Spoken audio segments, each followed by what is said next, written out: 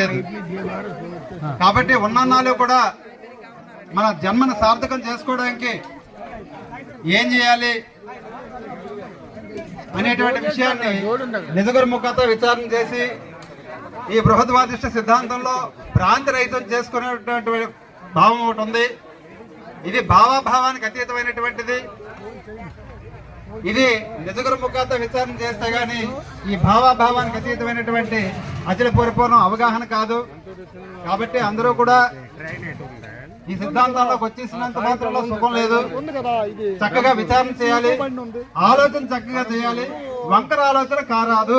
మొదలు వంకర అయితే తొదవెల్లా వంకర అవుతుందని దీక్ష ప్రభు చెప్పారు. కాబట్టి అంతా చక్కగా ఆలోచన చేయాలి, మంచిగా విచారణ చేయాలి, సమరస భావం ఉండాలి, నేననే భావన కూడదు.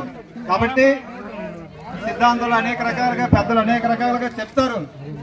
ఆ చెప్పినవన్నీ కూడా మనం వెళ్ళి మళ్ళీ ఇంటికి వెళ్ళి విచారణ చేసుకోవాలి. చెప్పనేర్చిన మనుషులకే దీనిలో మర్మం తెలియదు. వినజెప్ప నేరకుండా మనుషులు ఈ బోధనంతా మనం మెరుగరా.